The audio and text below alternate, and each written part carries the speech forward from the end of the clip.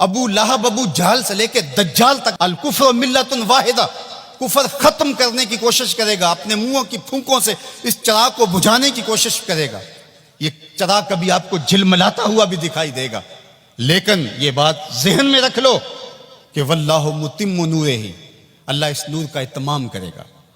اللہ اکبر، ولو کرہ الکافرون، کافروں کا سب کچھ ڈوب جائے، اتنا سرمایہ لگایا، مسلمان پھر ابھر گئے۔ منگولوں نے کیا کچھ نہیں کیا تھا، بغداد کو اجاڑ کے رکھ دیا، دریائے دجلہ کا بند توڑ دیا، انسانی کھوپڑیوں کے مینار تعمیر کیے گئے، 1.25 لاکھ لاشیں تہ خانوں سے ہم نے نکالی، اور کوئی نہیں کہتا تھا کہ مسلمان اب دوبارہ اٹھ پائیں گے۔ لیکن ہے یا یورش تاتار کے افسانے سے، پاسباں کعبے کو مل گئے صنم خانے سے۔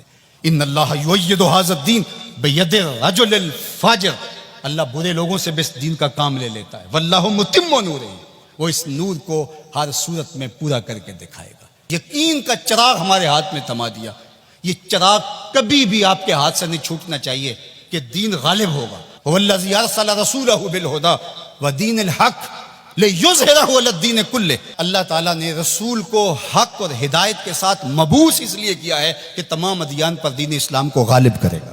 اگرچہ مشرکین کو ناپسند ہو، ساری ان کی محنت ڈوب جائے گی، ساری کمائی ڈوب جائے گی، اتنا سرمایہ کیا، یہ ٹیکنالوجی کے کھڑے کیے گئے پہاڑ، یہ خریدے گئے غدار، یہ کائنات کے اندر ان کے عالی دماغوں کی محنت، دسیسہ کاریاں، پھیلائے گئے جال، یہ سب ضائع ہو گیا۔ اور اسلام جب اٹھتا ہے تو پھر اسلام اٹھ کے کھڑا ہو جاتا ہے۔ واللہ متم نورہ، اللہ اپنے نور کو ہر صورت میں اس کا اتمام کرے گا۔ اب اتمام دین کے لیے اس نے حضور کے غلاموں سے کام لینا ہے۔ آپ آئے ہو، دھوپ میں بھی بیٹھے ہو، آج عہد کر کے جاؤ کہ ہم اتمام دین کی تحریک میں عملاً شریک ہوں گے۔ اللہ اکبر، اور وہ کس طرح ہوگا؟ اللہ اور اس کے رسول کے ساتھ ہمارا تعلق اگر مضبوط ہوتا ہے تو اتمام دین ہوگا۔ پہلی بات ذہن میں رکھ لیجئے گا، دین کبھی بھی مغلوب نہیں ہوا، دین غالب رہا۔ دلائل و براہین کی روشنی میں دین ہمیشہ غالب تھا۔ سیاسی طور پہ ہم مغلوب ہوئے اور ٹیکنالوجی میں ہم مغلوب ہوئے، مختلف جگہوں پہ مختلف ذرائع میں ہم مغلوب ہوئے، لیکن اپنی فطری صداقت کے اعتبار سے دین کبھی مغلوب نہیں ہوا۔ دیگر عنوانات سے ہماری مغلوبیت ہے، اسلام اپنے فطری مزاج کے ساتھ غالب ہے۔ اللہ اور اس کے رسول کے ساتھ ہمارا تعلق مضبوط ہونا چاہیے، سطحی نہیں ہونا چاہیے، ہمارا تعلق مضبوط ہونا چاہیے۔ ہماری محبت نعروں تک محدود نہیں ہونی چاہیے، ہماری محبت صرف ہمارے لباس اور ہماری وضاحت تک محدود نہیں ہونی چاہیے، بلکہ محبت رسول کا تقاضا یہ ہے کہ ہماری روحیں بھی حضور کی غلام ہونی چاہیے، ہمارا جسم بھی حضور کا غلام ہو، ہمارا طرز زندگی، انداز معاشرت، اٹھنا بیٹھنا، رویے، شادی بیاہ، مرگ، سب کچھ حضور کی غلامی کے سانچے میں ڈلی ہو۔ دوسرا کام آپ نے جو کرنا ہے وہ کتاب اللہ سے رب مضبوط کرنا ہے۔ جتنا مضبوط ربط قرآن سے قائم ہوگا، امت اوپر چلی جائے گی۔ صرف نعروں سے نہیں، صرف باتوں سے نہیں، میری گفتگو سے نہیں، اس اجتماع سے نہیں، آپ نے قرآن سے اپنے ربط کو مضبوط کرنا ہے۔ کوئی دن آپ کا نہ گزرے قرآن کے بغیر۔ ہم اپنے ابلاغ کو مؤثر بنائیں، اور یہ صرف مبلغین کے لیے ہی نہیں ہے، یہ ہر شخص ذمہ دار ہے کہ وہ حضور کے دین کے میسج کو آگے منتقل کرے۔ مؤثر تبلیغ کا انداز ہوگا تو اثر انداز ہوگا، اگر تبلیغ کا انداز مؤثر نہیں ہے تو وہ الٹا نقصان کا سبب ہوگا۔ اخلاق و کردار کی خوبصورتی ہر صورت کے اندر اس امت کو حاصل کرنی ہوگی۔ امت گر جائے، امت عروج پہ ہو، جس صورت کے اندر بھی ہیں، اپنی گفتگو کو، اپنے طرز زندگی کو، اپنے انداز معاشرت کو خوبصورت رکھیں گے اور ہمارا کردار بتائے گا کہ ہم حضور کے غلام ہیں، تو ہم چاہے ایک ہی فرد ہوں گے تو اس پیغام کو لے کر آگے بڑھ جائیں گے، لیکن لاکھوں بھی ہوں گے لیکن بدتمیز ہوں گے کردار کے اعتبار سے، رویوں کے اعتبار سے، اخلاقیات کے اعتبار سے، تو پھر کچھ بھی نہیں ہوگا، ہم ایک جھاگ کی طرح ہوں گے۔ تعلیم کا نظم امتوں کو کھڑا کرتا ہے، اور تعلیم کے ذریعے سے قومیں آگے بڑھتی ہیں، اور جہالت ہی قوموں کی بربادی کا سبب اور ذریعہ ہوتا ہے۔ اسی لیے ادارۃ المصطفیٰ نے اس سیکٹر کے اندر خاص طور پہ اپنے کام کو آگے بڑھانے کا آغاز کیا ہے، اس لیے کہ منبر و محراب کو اگر صالح افراد نصیب ہو جائیں جو دین کی روح کے مطابق ان تک پیغام پہنچا سکے تو یہ امت کھڑا ہوتے ہوئے دیر نہیں لگے گی۔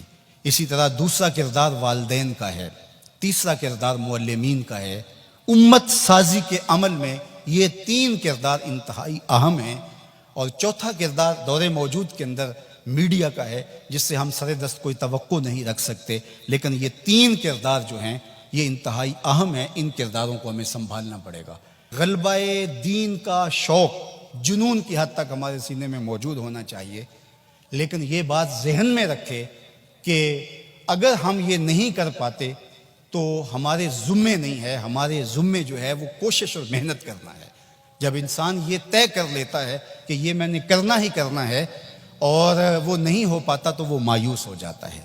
اس لیے غلبہ اگر ہو جاتا ہے تو یہ بہت اچھی بات ہے، بلکہ میں نے یہ بات کئی دفعہ کہی ہے کہ ہمارا کام صفیں سیدھی کرنا ہے، اللہ امام کو بھیج دے گا۔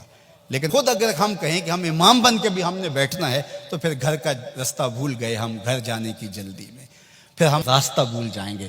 ادارۃ المصطفیٰ ایک مربوط فکر کا نام ہے، اس کے طے شدہ اہداف ہیں، لیکن یہ بات ذہن میں رکھیے گا کہ ہم ایک طوفان سینے میں رکھنے کے باوجود ایسی جلد بازی کبھی نہیں کریں گے جس سے ہمارا راستہ کھوٹا ہو جائے۔ ہم سمجھتے ہیں، اور اس وقت جو دکھ پھیلے ہوئے ہیں، امت جس درد میں مبتلا ہے، ایک وقت تھا اس زمانے میں ہم بھی کہتے تھے کوئی شہر دے لوگ بھی ظالم نے، کوئی سانو مرن دا شوق بھی ہے، وہ شوق فراواں مرنے کا سینے میں موجود ہے۔ لیکن آج میں یہ بھی کہنا چاہوں گا کہ اے اشک آہستہ بریز کہ غم زیادست، اے آنسو ہولے ہولے برسو غم زیادہ ہیں، اے شمع آہستہ بسوز کہ شب دراز است۔ رات بہت لمبی ہے، رات بہت تاریک ہے، اس شمع کو بچا بچا کے جلانا ہے، کہیں بجھ نہ جائے یہ چراغ اور باقی آدھی رات اندھیرے میں ڈوب جائے۔ اگر تم چراغ ہدایت ہو، اگر تمہارے دم سے اجالے ہیں، اگر تمہاری وجہ سے اللہ کی مخلوق خیر کی راہوں کو اختیار کر رہی ہے، اگر تم امت کی ضروریات کو سمجھنے کی صلاحیت رکھتے ہو تو پھر ہولی ہولی جلو، اس لیے کہ شب دراز است، رات بہت لمبی ہے، اس لیے ہولے ہولے آہستہ آہستہ منزل کی طرف بڑھتے جاؤ۔ ہاں اٹھنے والا قدم رہے منزل کی طرف، چونٹی کی چال پہ بھی چلو گے تو منزل پہ پہنچ جاؤ گے۔ امت کے تصور کو ہمیشہ اجاگر رکھنا، حضور کی امت بن کے رہنا۔ آپ اپنی شناخت کو، آپ کی علاقائی شناخت ہے، آپ کی مسلکی شناخت ہے، آپ کی خاندانی شناخت ہے، آپ کی جو بھی شناختیں ہیں ان شناختوں کو باقی رکھو۔ میں ان شناختوں کا انکار نہیں کرتا، لیکن آپ کا تعارف امت کے حوالے سے آگے بڑھنا چاہیے، اور امت یہ ایک آفاقی تصور ہے کہ جو آپ کو کھڑا کر دے گا اور آقا کریم علیہ السلام کی تسکین قلب کا سبب اور ذریعہ بنے گا۔ جب علماء مشائخ ایک دوسرے کے جبے ادھیڑ رہے ہوتے ہیں، منبر رسول جو حضور کا دیا ہوا ہوتا ہے اس پہ ایک دوسرے کو کافر کہہ رہے ہوتے ہیں، اور کسی کو کافر کہنے پہ جشن منا رہے ہوتے ہیں، اور ان کی پگڑیاں ادھیڑ کے اس کی دھجیاں بکھیر رہے ہوتے ہیں اور اس پہ رقص کر رہے ہوتے ہیں، گنبد خضرا میں رسول اللہ کو کتنی تکلیف ہوتی ہوگی۔ تو اس لیے امت بن کے رہو، بکھر کے نہ رہنا۔ سیاسی شعور اچھی طرح سے آپ پہ اندر ہونا چاہیے۔ ہم انتخابی سیاست سے گریز اس لیے کرتے ہیں کہ اس کا نتیجہ ہماری آنکھوں کے سامنے ہے کہ 70 سال میں کچھ نہیں ملا، تو آئندہ ہم جو میسر ہے وہ ہم جو کر رہے ہیں وہ بھی کیوں چھوڑ بیٹھیں۔ اس لیے کہ جو میں کر رہا ہوں اس سے حقیقی سیاسی شعور پیدا ہوگا، رجال کار پیدا ہوں گے، افراد سازی کے عمل سے ہم گزر رہے ہیں۔ وہ ایک زمانے میں مجھے کسی نے کہا کہ آپ ضرور آئیے، اور بڑی ہی محبت کا اظہار کیا اور بہت سبز باغ بھی دیے۔ تو میں نے ان کو پیر نصیر الدین علیہ رحمہ کا ایک قول سنایا کہ ایک زمانے میں ان کو وقت کے ایک حکمران نے کہا کہ جناب آپ آئیے، ہم آپ کو وزیر بنانا چاہتے ہیں۔ تو انہوں نے ہنس کے کہا میں بادشاہ، تو مجھے وزیر بنانا چاہنا ہے۔ اس لیے ہم انتخابی سیاست کا کوئی عملی نتیجہ نہیں دیکھتے۔ اور اگر آپ سوشل میڈیا اور الیکٹرانک میڈیا دیکھتے ہیں تو آج کل جو ہاہاکار مچی ہے، جو اندھیر نگری ہے، جو لہجوں کی عجیب بدبو پھیلی ہوئی ہے، تو کیا کوئی یہ پسند کرتا ہے کہ میں بھی جا کے اس ماحول میں کھڑا ہو جاؤں؟ اور اگر کوئی کہتا نہیں جناب آپ صاف سیاست کیجئے، تو میاں یہ صاف سیاست کا تو ماحول پیدا کر رہے ہیں، یہ رجال کار ہی تو پیدا کر رہے ہیں۔ باقی یہ آرزو کہ آپ آئیں، میاں میری یہ آرزو نہیں ہے کہ میں آؤں، وہ ماحول پیدا کرنا چاہتا ہوں کہ کوئی آئے، اس کے لیے کوئی بنیادیں تو کھود جائے، کوئی راستے کے اندر سے پتھر تو ہٹا دے۔ سب نے یہ کہا کہ میں آؤں گا، لیکن راستے کے اندر پتھر پڑے تھے۔ ہمارا مشن ان پتھروں کو ہٹانا ہے، راستے ہموار کرنا ہے، اور ہم نے دیر تک اس کام کی طرف جانا ہے۔ اے شمع آہستہ بسوز کہ شب دراز است، اے اشک آہستہ بریز کہ غم زیاد است، سینوں میں طوفان ہے کل بھی کل مرجل، میرا سینہ جل رہا ہے ہنڈیوں کی طرح، میرا بھی جی چاہتا کسی دیوار سے ٹکرا جاؤں۔ ان حالات میں کیا کوئی دیکھ سکتا ہے کہ رسول اللہ کی امت کاٹی جا رہی ہو، بچے ذبح کیے جا رہے ہو فلسطین میں، کشمیر میں، لیکن کیا اس کا علاج میرے پاس سیاست کے میدان میں چھلانگ لگا دینی ہے، جہاں ٹانگیں تڑوا بیٹھوں اور جو میسر ہے وہ بھی نہ کر سکوں؟ میں جو کرتا ہوں میں شعوری طور پہ کھڑا ہوں، میں جہاں کھڑا ہوں دلیل سے کھڑا ہوں، میں جہاں کھڑا ہوں میں پورے تیقن کے ساتھ کھڑا ہوں، منزل اور ہدف میری نگاہوں کے سامنے ہے، میں آہستہ آہستہ بڑھتا چلا جاتا ہوں، لیکن منزل کی طرف میری سیدھ ہے۔ ہمارا نرم رو قاصد پیام زندگی لایا، ہمارا نرم رو قاصد پیام زندگی لایا، خبر دیتی تھی جن کو بجلیاں وہ بے خبر نکلے۔ تو ہم بجلی کی طرح کوند کر کے ہم شعلہ نہیں بنیں گے، ہم شمع بنیں گے۔ لوگ کہتے ہیں شعلہ بن جاؤ، شعلہ بننا بھی یہ آگ کا مزاج ہے، اور شمع بننا بھی آگ کا مزاج ہے، لیکن ہم شعلہ بننے کا مزاج نہیں رکھتے، ہم شمع بننے کا مزاج رکھتے ہیں۔ اے شمع آہستہ بسوز کہ شب دراز است، اے اشک آہستہ بریز کہ غم زیاد است۔ قدر کی بات ہے، یہ بھی وقت کی بات ہے، وہ تو اتنی شانوں کا مالک ہے، اور وہ میرے اور آپ کے آقا و مولا ہے۔ کسی نے کہا بری نازم کہ ہستم امتے، تو میں اس بات پہ ناز کرتا ہوں کہ حضور میں آپ کا امتی ہوں۔ بری نازم کہ ہستم امتے تو گناہ گارم و لیکن خوش نصیبم، گناہ گارم و لیکن خوش نصیبم، میں گناہ گار ضرور ہوں لیکن اللہ نے میرے مقدر ایسے رکھے کہ مجھے آپ کا غلام بنایا، تو یہ میرے اور آپ کے بخت۔ اور صاحب ایک تو مجھے حیرت ہوتی ہے کہ جب آج امت اس بات پہ لڑ رہی ہے کہ حضور کے ذکر کی مجلس کو برپا کرنا ہے یا نہیں کرنا، ابھی بھی یہ لڑائی ہوگی۔ میں پوچھتا ہوں کبھی ایسا ہوا ہے کہ پھولوں کا تذکرہ ہو رہا ہو اور بلبل کہے کہاں لکھا ہوا ہے؟ بات شمع کی ہو رہی ہے اور پروانہ دلیلیں ڈھونڈ رہا، اور یہ بھی نہیں کبھی ہوا کہ بات محبوب کی ہو رہی ہے اور محب کہے کہاں لکھا ہے۔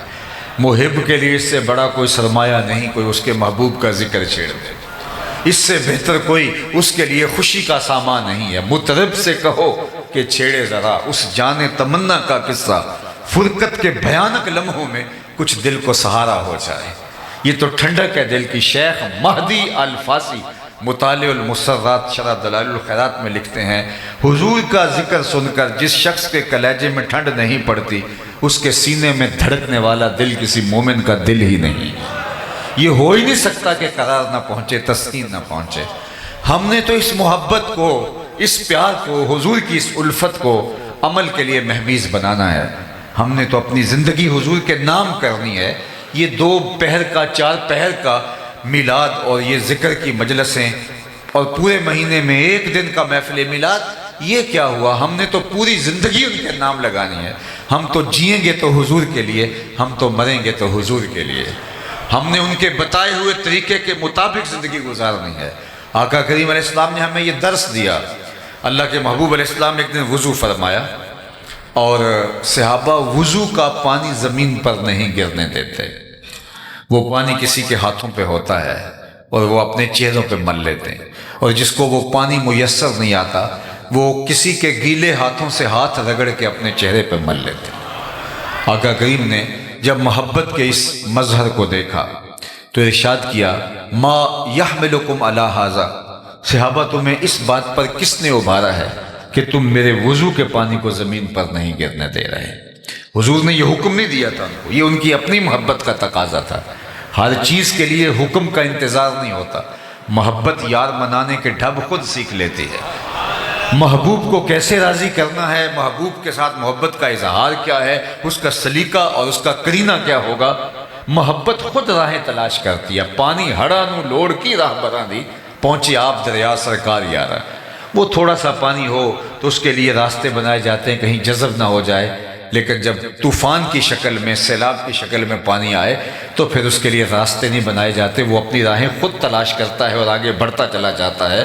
جب عشق آتا ہے، محبت آتی ہے، تو پھر یار منانے کے ڈھب بھی آ جاتے ہیں۔ تو حضور نے فرمایا ما یحملکم علی ھذا، میں نے تو یہ حکم نہیں دیا۔ ایک دن حضور علیہ السلام نے پچنے لگوائے اور ایک لگن میں خون جمع کر لیا گیا، تو آقا کریم نے ایک صحابی کو دیا کہ اس کو لے جاؤ اور جا کے کسی ایسی جگہ اس کو بہا دو، ٹھکانے لگا دو جہاں کسی کے قدم نہ پہنچے۔ وہ گئے، ایک پتھر کی اوٹ میں بیٹھ کے خود نوش جاں کر لیا۔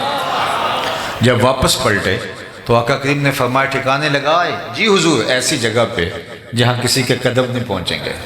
حضور مسکرائے اور فرمایا لعلک شربت، شاید تم نے پی لیا ہے۔ قال نعم، جی جی حضور، میں نے کہا ایسا مشروب کہاں ملے گا، حضور کا خون میرے خون میں شامل ہو جائے۔ حضور ناراض نہیں ہوئے کہ تم نے یہ کیا کیا، میں نے تو بہانے کا کہا، تم نے پی لیا۔ لیکن حضور نے جو لفظ کہے وہ سنیے، یا غلام قد حررت نفسک من النار، اے بیٹے تو نے اپنے آپ کو آتش دوزخ سے بچا لیا۔ تو حضور کے وضو کے پانی کو صحابہ زمین پر نہیں گرنے دیتے۔ تو آقا کریم نے فرمایا ما یحملکم علی ھذا، تمہیں اس بات پر کس نے ابھارا، میں نے تو حکم نہیں دیا۔ تو انہوں نے کہا حب اللہ و رسولہ، اللہ اور اس کے رسول کی محبت نے۔ تو اللہ کے محبوب نے پھر ارشاد فرمایا جو یہ چاہے اللہ اور اس کے رسول سے محبت کرے اور اللہ اور اس کا رسول اس سے محبت کرے، اس کو 3 کام کرنے چاہیے۔ یعنی تمہارا یہ عمل اپنی جگہ پہ درست، لیکن کہیں اس عمل کی کیفیت میں کھو جاؤ اور کہیں عمل سے بے نیاز نہ ہو جاؤ۔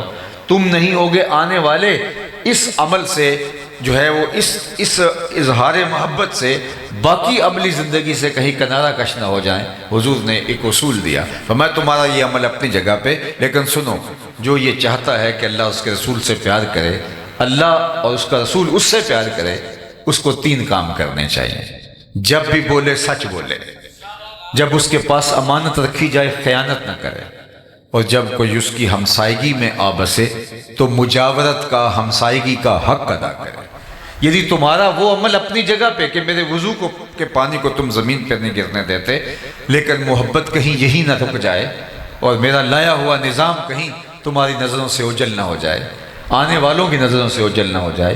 تو فرمایا کہ جو چاہے کہ اللہ اس کے رسول سے محبت کرے اور اللہ اس کا رسول اس سے محبت فرمائے، تو اس کو یہ 3 کام کرنے چاہیے۔ سب سے پہلے سچ بولے، جب بھی بولے اس کی زبان سے جھوٹ نہیں نکلنا چاہیے۔ یہ مومن کی زندگی ہے، مومن سچا ہوتا ہے۔ اور ہم کیوں سچے نہیں ہوں گے؟ ہمارے نبی کو تو کافر بھی صادق و امین کہتے تھے۔ اللہ کے محبوب علیہ السلام سے پوچھا گیا کہ حضور مومن بزدل ہو سکتا ہے؟ فرمایا نہیں، بہادر ہوتا ہے، لیکن ہو سکتا ہے کبھی بزدلی بھی کر جائے، آخر بشر ہی تو ہے۔ پھر پوچھا گیا مومن بخیل ہو سکتا ہے؟ فرمایا نہیں، سخی ہوتا ہے، لیکن ہو سکتا ہے کبھی بخل بھی کر جائے، آخر بشر ہی تو ہے۔ پھر تیسرا سوال ہوا مومن جھوٹا ہو سکتا ہے؟ فرمایا جھوٹا نہیں ہو سکتا، یہ طے شدہ بات ہے، مومن ہو جھوٹا ہو یہ نہیں ہو سکتا۔ میں اور آپ اپنے اندر اتر کے دیکھیں، اگر بات بات پہ جھوٹ بولتے ہیں تو پھر کاہے کا اسلام اور کاہے کا دین؟ ہمیں تو بتایا گیا ہے کہ تمہاری زبان سے سچ کے علاوہ کچھ نہ نکلے۔ اللہ اکبر!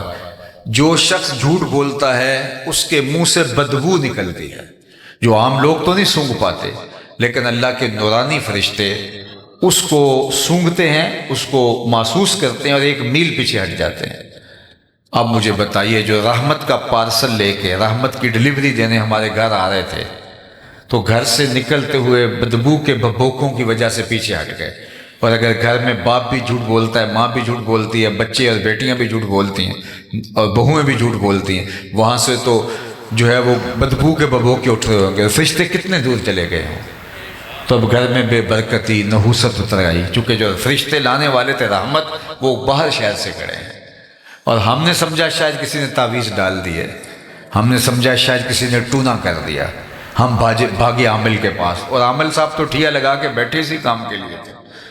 انہوں نے کہا تم وقت پہ آگے ہو، ورنہ 2 گھنٹے بھی لیٹ ہوتے تو یہ چل جانے تھے، اب تمہیں اتنے منگل آنا پڑے گا، اتنے بدھ آنا پڑے گا۔ اور جس کو نہانا بھی نہیں آتا تو لوگ جا کے وہاں بیٹھے ہوتے ہیں۔ مسئلہ کیا ہے؟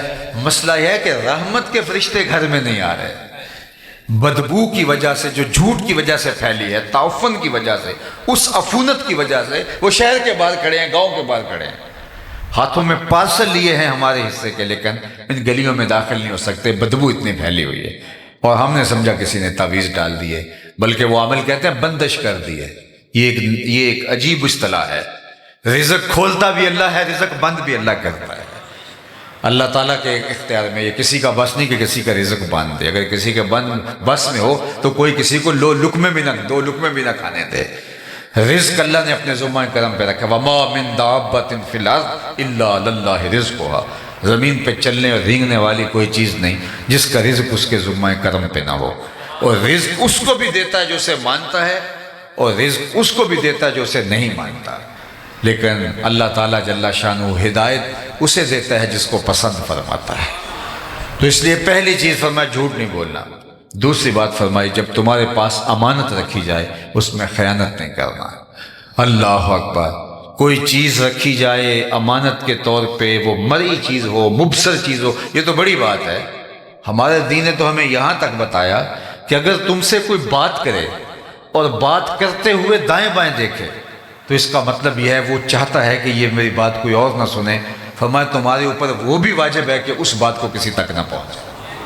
یعنی تمہارے سے کوئی بات کرتا ہوا دائیں بائیں دیکھے تو وہ بات بھی امانت بن جاتی ہے۔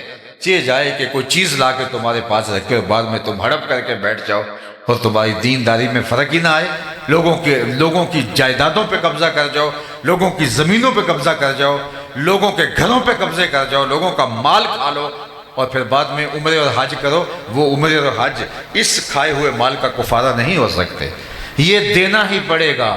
جس نے کسی کی 1 انچ بھی دبائی، کل قیامت کے دن 7 زمینوں کا توق اسے گلے میں ڈال دیا جائے گا۔ اس دن تو ایک عمل کا حساب ہونا ہے۔ تو امانت اگر تمہارے پاس رکھی جائے تو اس میں خیانت نہیں کرو گے۔ اور تیسری بات فرمائی کہ جو ہمسائے ہیں ان کے حقوق کا خیال رکھنا۔ اللہ اکبر! میں جو اللہ اور پچھلے دن پر ایمان رکھتا ہے وہ مہمان کی تعظیم کرے اور ہمسائے کی تکریم کرے۔ اللہ اکبر! فرمایا اللہ کے محبوب نے مجھے ہمسائے کے بارے میں اس قدر تاکیدات کی گئیں کہ مجھے لگا کہیں مال کے اندر، جائیداد کے اندر، وراثت کے اندر حقدار نہ ٹھہرا دیا جائے۔ اس قدر مجھے جو ہے، اور جو ہمسایہ ہوتا ہے وہ 40 گھروں تک ہوتا ہے۔ صرف ہمسایہ وہ نہیں ہے جس کی دیوار لگتی ہے، 40 گھروں تک ہمسایہ ہوتا ہے۔ اور ہم نے تو یہ سنا ہے اگر ہمسایہ بھوکا سو جائے 40 دن نماز قبول نہیں ہوتی۔ ہم لوگوں کی زندگیوں کو تنگ کیا ہوا ہے اور ہم دیندار بنے، لوگوں کو اذیت دے رہے ہیں اور ہم دیندار بنے ہوئے ہیں، لوگوں کی زندگیوں کو جہنم بنا کے خود جنت کے طالب ہیں۔ ہم نے اگر جنت پانی ہے تو لوگوں کی زندگیوں کو جہنم نہیں، لوگوں کی زندگیوں کو دنیا پہ جنت بنانا ہوگا۔ اور جنت کا بھی نقشہ مولوی صاحب نے کوئی اور ہی پیش کر دیا ہے۔ ہر وقت جنت، جب مولوی صاحب جنت کا ذکر کرتے ہیں تو سوائے حور سے نیچے لینڈنگ ہی نہیں ہوتی ان کی، اور حور کے جس طرح نقوش بیان کر رہے ہوتے ہیں۔ حور ایک حقیقت ہے، ہمارے واقعہ میں اس کا انکار نہیں کرتا، لیکن کیا پوری جنت کے اندر صرف اللہ نے حور ایک بنائی ہے اور مولوی صاحب اس کو جس طرح سے جو ہے وہ پیش کر رہے ہوتے ہیں۔ سنو جنت کا نقشہ قرآن نے بیان فرمایا، ذرا وہ بھی سنو۔ لا یسمعون فیہا لغوا ولا تاثیما۔ جنت ایسا مقام ہے جہاں سننے کے لیے آپ کو ایسی بات نہیں ملے گی جو آپ کی طبیعت پہ بوجھ ہو، آپ کے کانوں پہ بوجھ ہو۔ ہم باہر جنریٹر لگا دیا اور اپنی تو کھڑکیاں بند کر لی اور ہمسائے کی کھڑکیاں بھی نہیں ہیں، اور گرمی الگ ہے اور ہم چین سے سو گئے، اور اس جنریٹر کے شور نے ہمسائے کو اذیت میں مبتلا کر رکھا ہے، اور ہم سمجھتے ہیں کہ جناب ہم تو چین کی نیند سوئے اور ہم جنت کے مستحق ہیں، ہم اس لیے سو گئے صبح اٹھ کے ہم نے نماز جماعت سے پڑھنی ہے۔ تو جو ساری رات اس کو جو ہے اس شور و غل کی سولی پہ لٹکائے رکھا، اس کا حساب کون دے گا؟ جنت کا یہ نقشہ ہے، لا یسمعون فیہا لغوا ولا تاثیما۔ وہاں کوئی لغو بات اور جس کو اسم کہا جا سکتا ہے، گناہ کا جس پر اطلاق ہو سکتا ہے، وہ جنت کا نقشہ نہیں ہے۔ اللہ جنت بھی ہمیں بات سنو آپ، یہی تو ہمارے مسئلے، ہمیں یہ نہیں پتا یہ ناداں سجدے میں گر گئے جب وقت قیام آیا، ہمیں یہ نہیں پتا نعرہ کہاں لگانا ہے اور بات کہاں کرنی ہے۔ ہم جوشیلے اور جو ہے وہ ہم سمجھنے کی دین کو کوشش کریں، ہم اپنے جذبات کی مغلوبیت کے اندر کہیں ایسا نہ ہو کہ سمجھنے سے عاری ہو جائیں۔ بلکہ میں تو کہتا ہوں کہ آج ہم نے لوگوں کے لیے اتنی اذیت کھڑی کی ہے، ہمارا 5 مرلے کا گھر ہے، 10 مرلے کا گھر ہے، گھر میں سٹور بھی موجود ہے، گھر میں بیڈ روم بھی موجود ہیں، بڑے بڑے واش روم موجود ہیں گھر کے اندر، نہیں گھر کے اندر موجود ہے تو موٹر لگانے کی جگہ گھر میں موجود نہیں ہے، وہ گلی میں رکھنی ہے۔ اندر 3 سیڑھیاں اندر کی جانب نہیں کر سکتے، 5 فٹ کی 6 فٹ کی گلی کے اندر 6 سیڑھیاں باہر نکال لیں، جس سے اندھیرے میں لوگ ٹکراتے ہیں اور ہم سمجھتے ہیں کہ شاید یہ ہمارا استحقاق ہے۔ یہ ہمارا استحقاق نہیں ہے، یہ ایک جابرانہ نظام ہے، ہمیں راستوں کو کشادہ کرنے کا کہا گیا ہے۔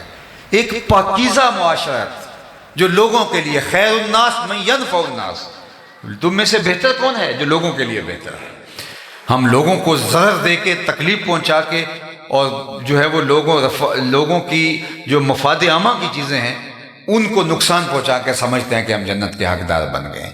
تو صاحب ہمارا دین ہمیں کیا سکھاتا ہے؟ تو اللہ کے محبوب نے کیا فرمایا؟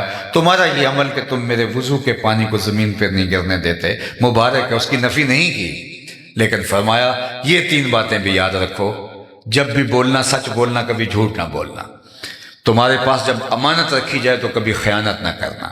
تیسری بات فرمائی، جو تمہاری ہمسائیگی میں آ بسے، ہمسائیگی میں آ بسے، فرمایا اس کی مجاورت کا خیال رکھنا۔ میں آپ کو اگر بتاؤں کہ شرک کے بعد سب سے بڑا گناہ کیا ہے جو اللہ کے محبوب نے بیان فرمایا، شرک کے بعد سب سے بڑا گناہ ہمسائے کی عورت کے ساتھ گناہ کرنا ہے، چونکہ ہمسایہ ماں جایا ہوتا ہے، تو یہ ایک پردہ ہوتا ہے اور اس کو ایک آسرا ہوتا ہے کہ یہ میرا ہمسایہ ہے۔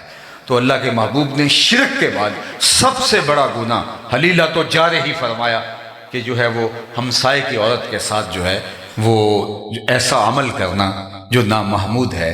تو مجھے اور آپ کو دیکھنا ہوگا کہ ہم کہاں کھڑے ہیں، اپنی اولاد کو دین کی راہوں پہ ڈالنا ہوگا۔ اور یہ میلاد صرف جھنڈے اٹھانے کے لیے نہیں، نعرے لگانے کے لیے نہیں، یہ میلاد ہمارے اندر کو سنوارنے کے لیے۔ میں جھنڈوں کا منکر نہیں، میں خود بھی جھنڈیاں لگاتا ہوں، خود بھی چراغاں کرتا ہوں، لیکن میں اس بات کا قائل ہوں کہ جھنڈیاں صرف گلیوں میں نہ لگائی جائیں، دل کے ایک ایک پرت پہ بھی نام محمد کی جھنڈی لگائی جائے۔ میں چراغاں کا قائل ہوں، لیکن میں کہتا ہوں چراغاں صرف بنیروں پہ ہی نہ کیے جائے، کوئی دیا، کوئی موم بتی لے کے دل کی اندھیر گلیوں میں بھی آیا جائے، یہاں بھی بہت ظلمتیں ہیں، ان کو بھی مٹایا جائے۔ میں گلیوں کی صفائیوں کا قائل ہوں، میلاد آ گیا ہے، لیکن میں کہتا ہوں کوئی جھاڑو لے کے دل نگر میں بھی آؤ، یہاں بھی حسد کے کوڑے پڑے ہوئے ہیں، یہاں بھی بغض کے ڈھیر لگے ہوئے ہیں، یہاں روڑیاں ہیں جو ہے وہ نفرتوں کی، تو کوئی جھاڑو لے کے اندر بھی آؤ، دل کی گلیاں صاف کرو، چراغاں بھی کرو، جھنڈیاں بھی لگاؤ، پھر نظر جھکے گی تمہارا دل مدینہ بنا ہوا دکھائی دے گا۔ تو اللہ جل شانہ کی بارگاہ میں دعا ہے کہ اللہ حضور کے میلاد کی برکتیں ہماری روحوں میں اتار دے۔ چونکہ وقت عصر سے لے کر نماز مغرب کا جو ہے وہ اتنا زیادہ نہیں ہوتا، تو میں انہی کلمات سے اپنی گفتگو کو سمیٹتا ہوں۔ کار ما آخر شدو، آخر زما کار نشد، مشت خاک ما غبار کچا یار نشد، و آخر دعوانا ان الحمدللہ رب العالمین۔ آپ اللہم صلی علی سیدنا و مولانا محمد معدن الجود والکرم و آلہ